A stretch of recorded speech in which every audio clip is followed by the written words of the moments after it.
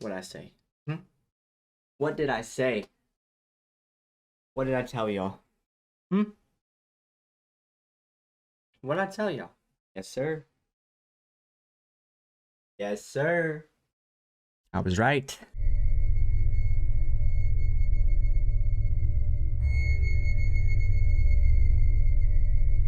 What's up, everybody? Thank you so much for clicking on this video. My name is Keelan, and today I'm going to be giving you guys my review for Terrifier 2. Now, before I get into my review, I just want to ask, if you guys haven't already, please make sure you subscribe to the channel. And also don't forget to leave a like on this video. Likes are free. Cost you guys nothing to leave a like on the video, but it helps me immensely. So if you don't mind, hit that thumbs up. Also, be sure to follow me on Instagram, Twitter, and TikTok at KillTheCredits to see what else I have going on. And with all that out of the way, let's go ahead and get into my review. So if you haven't already seen my review for the original Terrifier, in that review, I said that I viewed Terrifier 1 as sort of a showcase for what could be, or for what they, what Damien Leone and company could accomplish with the resources that they had.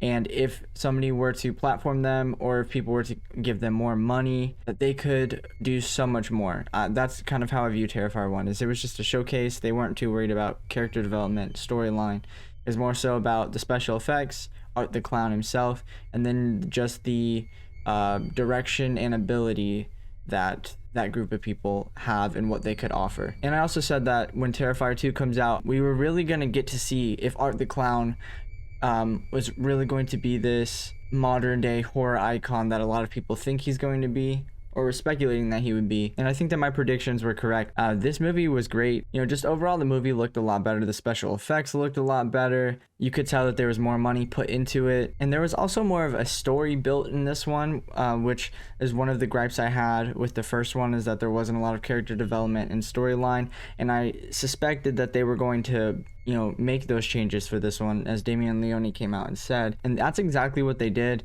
This movie is about 2 hours long, but I didn't really feel like anything drug out. If anything, I still am yearning for more story. There's just a couple of things that I imagine if they make further sequels, they're going to explain further, and we're going to get more and more information.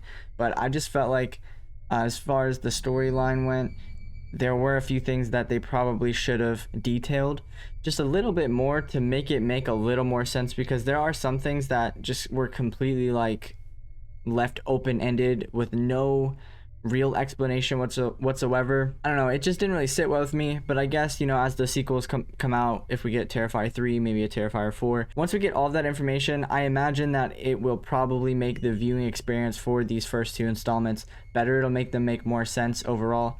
As far as Art the Clown goes, I love what they did with him. They pretty much just ramped him up to 10. There was a lot of really funny moments with him. He's just a very interesting character. Maybe not yet. We'll wait for the, another sequel to see, and if they go in deeper with him. But I definitely think that he is on track to be a modern day horror icon who deserves to be in the spotlight with people like Jason Voorhees and Freddy Krueger. Like in the future, if they can prove his worth in the further sequels, then I do think that he deserves that placement, because he's a fucking awesome character. Like, I would take David Howard Thornton, and I would compare him to a person like Jonathan Breck, who played the Creeper in the first 3 Jeepers Creepers movies, because he doesn't say anything, and even in very certain pockets he is kind of funny, but for the most part it's all physically acted. It's all expressed through like facial expressions or things that he does with his body that gets the point across. I loved everything that they did with him. No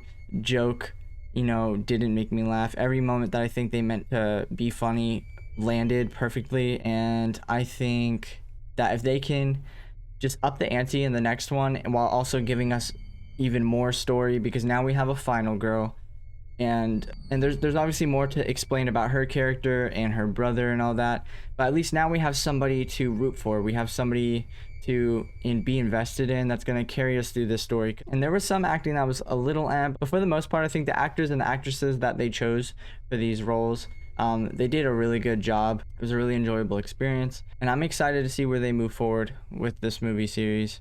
And there's also a lot of really nice visuals in this movie. There's like sort of a dream sequence. I don't want to go like in detail about it, but the way that that's filmed looks pretty interesting. It's very like commercially, very colorful. And then just overall, the production quality of this movie does look 10 times better than the original. That's just simply because they had more of a budget. I read somewhere that you know, there were companies that were offering him lots of money, but they wanted to buy the rights to the Art the Clown character and the franchise itself. And I'm so happy that they decided not to go that route, and he believed in the fans of this franchise to crowdfund the movie. And you know, any IP or any idea that somebody's willing to pay a lot of money for to own the rights to, you obviously have something special on your hands. So I'm glad that he was smart enough to not make that mistake. And I think he's the best person to keep this IP and to keep the rights to this character and grow the lore and just grow this character and do it the right way, and don't let somebody else get their hands on it and fuck it up. And aside from those moments where I felt like there just should have been a little bit more detail, there's not really a whole lot I can say about this movie.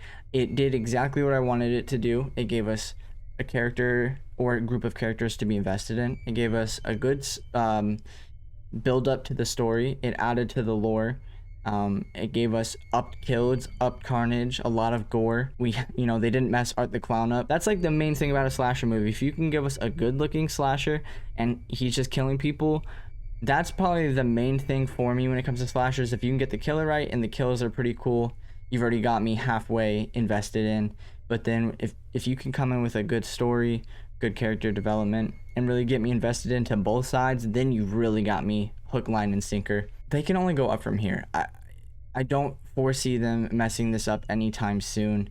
I just want to see them succeed. I just want to see them, do the best that they can do with this character, because I think that there is so much potential.